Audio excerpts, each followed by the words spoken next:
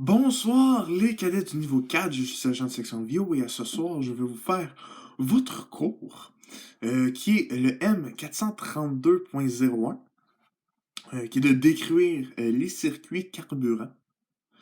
Le circuit carburant c'est un élément assez essentiel d'un avion, de n'importe quel aéronef, en fait, de n'importe quel véhicule qui marche au carburant.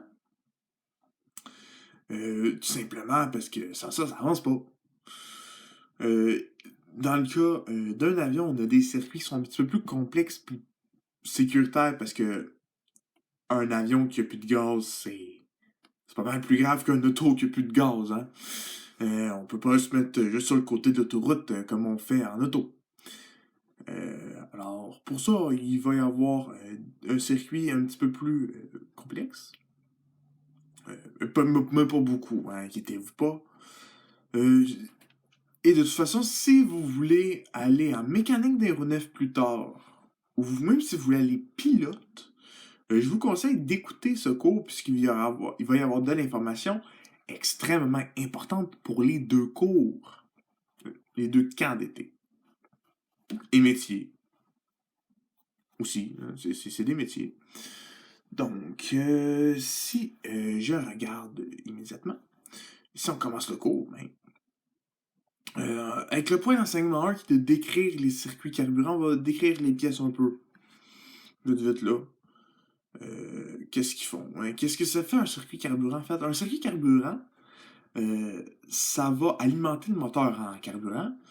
Peu importe la manœuvre. Que le pilote, il vole normalement, il décolle, il atterrit, ça fait n'importe quoi aller dans tous les sens avec son avion. Le circuit carburant sert à alimenter le moteur avec le carburant nécessaire. Pour ce faire, il va y avoir ces pièces-là. Il va y avoir le réservoir, les réservoirs. Il y en a deux. Ils contiennent le carburant. Il va y avoir le clapet de sélecteur de carburant. Ça, c'est parce que dans les deux avions, mais comme j'ai dit, il y a deux réservoirs, minimum pas mal.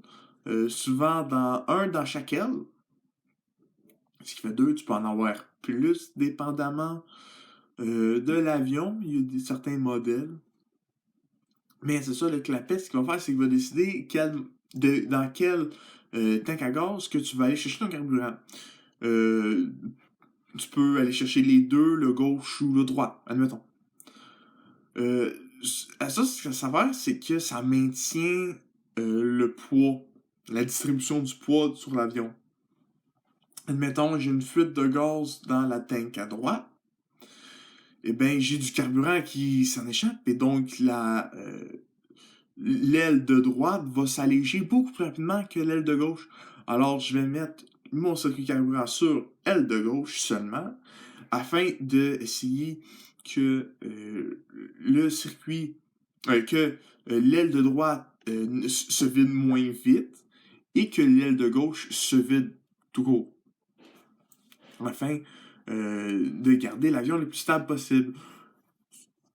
Pour les pilotes, il y a beaucoup plus de détails, mais grosso modo, ça va être à ça que ça va ressembler. Une des grosses raisons, là, c'en est une, ça. Mais c'est comme ça que le système va marcher, en tout cas. On a les canalisations et les filtres. Ça sert à envoyer le carburant à bonne place puis à le garder propre. Tout simplement. La jauge de carburant qui est dans le cockpit. Et on a une pompe d'amorçage. La pompe d'amorçage s'appelle la pompe d'appoint. Euh, Sert à mettre le carburant dans le moteur. Pendant que le moteur ne tourne pas, en fait, sert à l'allumer, c'est tout. Parce que, comme vous verrez, on peut pas toujours utiliser la pompe principale. Alors, on va voir les deux types de moteurs. Ah, les deux types de moteurs. Les deux types de circuits avec carburateur. On a le circuit d'alimentation suppression. Et pour ça, j'ai un dessin dessin que j'ai remarqué, les mots sont à l'envers. Alors, je vais vous les nommer, hein, en les pointant pour être sûr. Alors, tout en haut, on a le carburateur, qui est une pièce qui existe sur quand même beaucoup d'appareils. Beaucoup, c'est automatique, mais on va en parler plus en détail du carburateur. On a la pompe de base, qui est ici. La pompe électrique, qui est une pompe de secours. La pompe d'appoint, ici, aussi appelée la pompe d'amorçage. Le filtre à huile, le filtre à gaz. Le sélecteur et les deux réservoirs. Donc, qu'est-ce qu'il va faire? C'est que si je mets mon sélecteur sur les deux tanks à gaz, ce qui va se passer, c'est qu'il va y avoir le gaz qui va sortir des deux pompes, va s'en aller dans le filtre et va continuer. Ça, si le moteur tourne, ça c'est inutile, hein, donc on l'enlève, ça ne sert qu'à partir le moteur s'il ne tourne pas. Le carburant va s'en aller là-bas. Il n'y a pas de problème, donc ça sert à rien. Tac, va partir dans la pompe, va être entraîné par la pompe pour continuer son chemin, s'en aller jusqu'en dans le carburateur. C'est aussi simple que ça ne fait que pas plus de choses que ça. La pompe, en fait, si elle marche, c'est qu'elle crée une différence de pression qui attire le carburant par là et le renvoie dans le carburateur. C'est pour ça que le carburant n'a pas besoin d'être directement dans la pompe pour que ça marche. C'est juste par différence de pression. Il y a un autre type de pompe qui est la pompe par gravité. Qui est utilisé. Pas un autre type de pompe. Il y a un autre type de circuit à carburant qui est le circuit par gravité. Cela, c'est bien simple. C'est tout. Dans des avions comme des Cessna, les ailes, comme ça, les tanks à gaz sont dans les ailes, mais les ailes sont en hauteur. Donc, là, vous avez même pas besoin de rajouter ces deux pompes-là. Le gaz, une fois, tu pompes toujours une pompe d'amorçage pour partir le moteur. Mais sinon, le gaz fait juste descendre. Tac, tu tombes dans le carburateur, tu tombes dans le moteur, c'est bon. Rien de plus à faire. Alors, c'est comme ça que les circuits à carburant marchent. Donc, là, on va tomber sur quelque chose d'un petit peu plus poussé. Qui est le type de carburant. Parce que là-dedans, on met pas n'importe quel type de carburant. Je vais déposer ça. Une seconde. Les types de carburant. On a dans le carburant, il y a quelque chose qui s'appelle l'indice d'octane. Vous avez probablement déjà entendu parler. Le gaz régulier super. La différence entre le gaz régulier et super, admettons, à une pompe à gaz dans un char, c'est ça, c'est l'indice d'octane. L'indice d'octane, qu'est-ce que c'est? C'est l'indice d'octane, c'est un rapport entre l'octane et l'heptane. L'indice maximal, c'est de 100. Et c'est tout simplement le pourcentage d'octane par rapport à heptane. Donc, si j'ai 90 d'octane, ça veut dire que j'ai 80% du carburant, c'est de l'octane et 20%, c'est de l'heptane. Alors, c'est quoi l'octane et l'heptane? De prime abord, hein? L'octane, c'est la substance qui a des qualités de détonation minimale, et l'heptane, c'est la substance qui a des qualités de détonation maximale. En gros, il y a des liquides que quand ils sont chauffés puis mis sous haute pression, ils vont réagir différemment. Ces liquides sont mélangés. Certains, quand ils vont être mis sous contact d'une source chaude, ils vont se dilater et créer de la poussée. D'autres vont exploser. Ceux qui explosent ne poussent pas beaucoup le moteur. Ils donnent juste un gros coup et c'est tout. Tandis que ceux qui brûlent, qui prennent leur temps à brûler, eux autres, c'est eux autres qui vont vraiment pousser le plus possible le moteur. Donc, l'indice d'octane, c'est la quantité, c'est le pourcentage de ton carburant qui fait bien tourner ton moteur. Et plus élevé, mieux ton carburant, il est de bonne qualité. Mais, un indice d'octane peut dépasser 100. Si ton indice d'octane dépasse 100, mettons, il est à 130. Mais les 100 premiers de cet indice-là, c'est encore là, c'est le pourcentage, donc tu as 100% d'octane. Et les 30, c'est la qualité de ton octane. Tu peux avoir de l'octane de bonne qualité, tu peux avoir des octanes de meilleure qualité. C'est toujours bon de l'octane.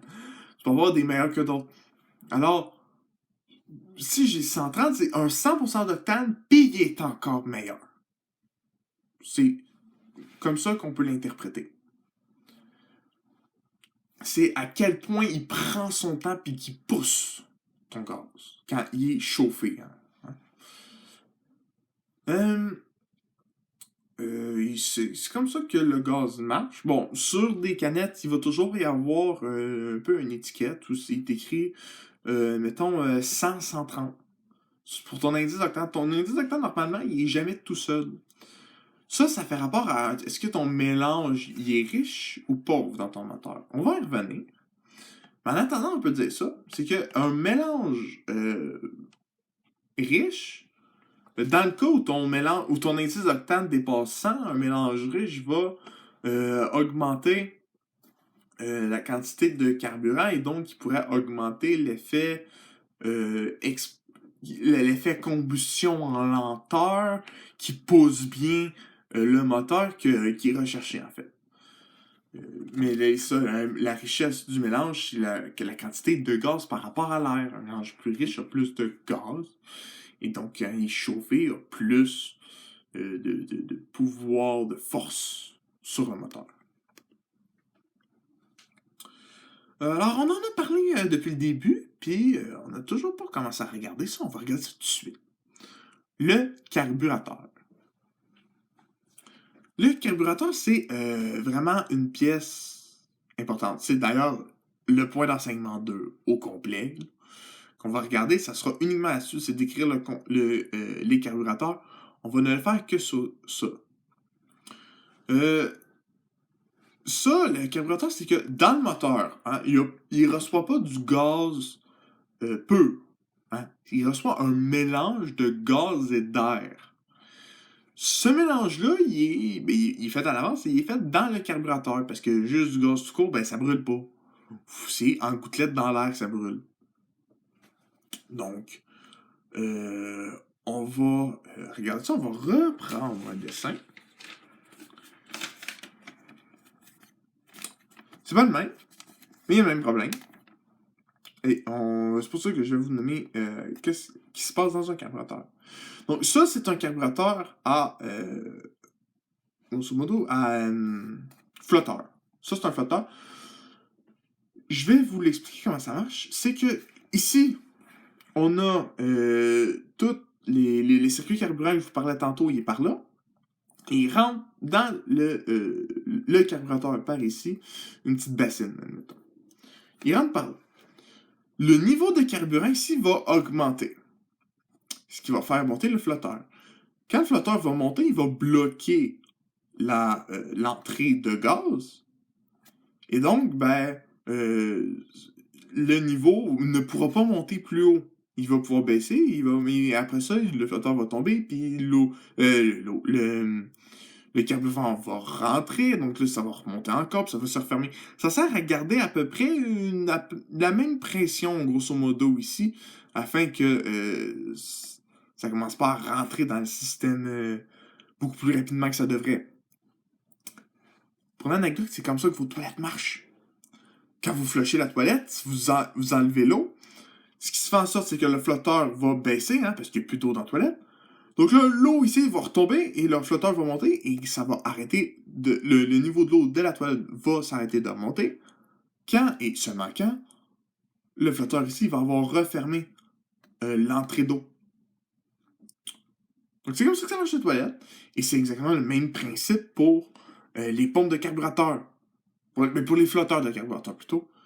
Donc, et on remplace l'eau par du carburant, et c'est ça que ça donne. On a le carburant, le flotteur monte. Ferme le carburant. Ici, quand je parlais de richesse du mélange, c'est là que ça se fait. Ici, on a une petite tige qui bloque partiellement l'entrée là. Cette tige-là est commandée dans le cockpit. C'est la commande de richesse du mélange. Une manette, ça existe. C'est pas tous les avions qui ont ça. Mais il y en a qui vont avoir une manette rouge. Ou il me semble que c'est rouge. Et cette manette-là, tu peux décider la richesse de ton mélange directement. Du cockpit de l'avion. Et c'est ça que ça fait. Ça fait baisser ou monter. Ça va décider de la quantité de carburant qui va descendre dans le trou et qui va se mélanger à l'air. Ici, on a Ici, on a comme une espèce de petite turbine, là. Un tube qui a une forme spéciale qui va faire en sorte que l'air qui rentre, ici, c'est le tube de Venturi. Oui, c'est ça. Venturi. J'irai vérifier juste avant la fin. Et je vous le dirai. Inquiétez-vous pas. L'air rentre par là, va s'accélérer à mesure que les bords du tuyau se rétractent, que le tuyau s'amincit, la pression va augmenter, puis après ça, quand ça va s'ouvrir, ben là, ça va aller très très vite. À cause que la pression, ici, il y a beaucoup de pression, ici, il va y avoir une faible pression, et là, ça va aller vite, par là. Ça va sortir, augmenter la vitesse du mélange air-carburant. Le carburant qui est là, qui descend là, il y a une petite puse ici qui va vaporiser le carburant dans l'air, et c'est ce mélange air-carburant qui va rapidement aller sur le moteur. Ici, on a une petite valve, un petit robinet. Pour être sûr, c'est ça. Robinet de débit, juste pour être sûr. Ça, c'est ce que contrôle la manette des gaz. Si tu vas aller très vite, ben, tu augmentes le débit. Puis le moteur va tourner plus vite et ça va prendre plus de carburant, c'est sûr, mais c'est de même que ça marche. Donc, on a la manette des gaz qui tourne, le robinet, la buse, mélange air-carburant qui se fait ici. On a le carburant qui revient ici. Pour le mélange de richesse. Et c'est comme ça que, en fait, la richesse marche. Bon, là, on sait que le gaz, il vient de là, ton trou se vaporise, va dans l'air. Mais plus il y a de gaz qui descend dans la buse, plus il va y avoir de gaz dans le mélange. Et donc, le mélange va être plus riche. Et c'est à ça que ça sert. Il y a beaucoup de mathématiques qui est liées à... Ben, beaucoup. Beaucoup de rapports, surtout, hein, qui est lié à ça. Grosso modo, c'est que plus un mélange est riche, plus il va y avoir de l'impact dans le moteur, hein, plus il va y avoir de force qui va être utilisée. Mais si le mélange est trop riche, il va y avoir il va y avoir plus de carburant que d'air que nécessaire pour une bonne combustion. Et donc, il va y avoir du carburant qui ne brûlera pas, et donc tu vas juste gaspiller du carburant. Alors, c'est pour ça que le but, c'est d'avoir un mélange qui est soit... Si on prend le mélange optimal, où tout le carburant est brûlé, puis que c'est le plus carburant possible qui est brûlé, on n'essaie jamais de dépasser cette richesse de mélange. On essaie d'avoir un mélange moins riche ou de la richesse ultime.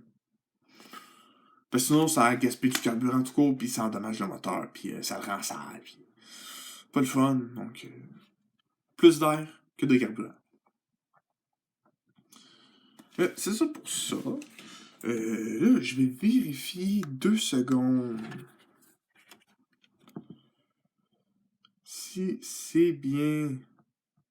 c'est ça... Tube de Venturi. Mais oui, j'avais raison. Donc, marqué, c'est plus que je m'en rappelle bien.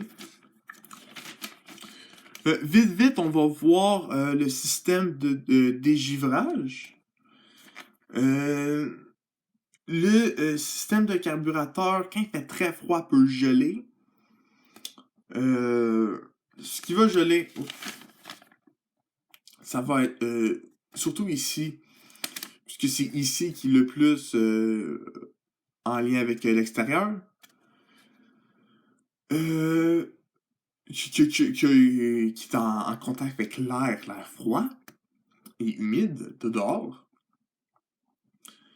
Ce qui peut arriver, c'est que la buse peut avoir ses trous qui vont être gelés, remplis de glace. Le robinet peut être pris. Ben ça va mal parce que tu contrôles plus la pression. Tu contrôles plus la quantité de carburant qui va dans le moteur. Le tube de venturi peut avoir des gros spots de glace. Donc là, à cause de ça, quand tu mets le carburant, ben, l'effet de pression qui va envoyer le carburant à haute pression directement dans le moteur ne se fera plus comme du monde. Et donc, on perd de l'efficacité tout simplement. C'est pour ça que c'est toujours important de dégivrer son moteur. Moi, j'ai fini mon cours pour ce soir. Alors, c'est encore un petit peu plus long que d'habitude, j'en suis conscient, mais bon. Je vous souhaite de passer une belle soirée. Je vous souhaite à ceux qui voudront d'utiliser ces connaissances que vous aurez apprises, que ce soit en camp d'été, que ce soit à l'escadron aussi. Je vous ai pas appris ça pour rien. Personne n'apprend des affaires pour rien ici. Alors, je vous conseille de mettre ces connaissances à bon service en éduquant les nouveaux cadets sur de la matière qui est extrêmement importante. Hein, on est des cadets de l'air, on sait bien apprendre sur l'aviation ou en allant faire des camps liés à ça. En aviation, c'est des connaissances importantes. Hein, des manettes puis des systèmes, là. Tout le monde a besoin, à quelque part, de savoir comment ça marche. Alors, c'est ça comme je vous souhaite une belle soirée. Et, ben, de bien participer aussi. Au revoir.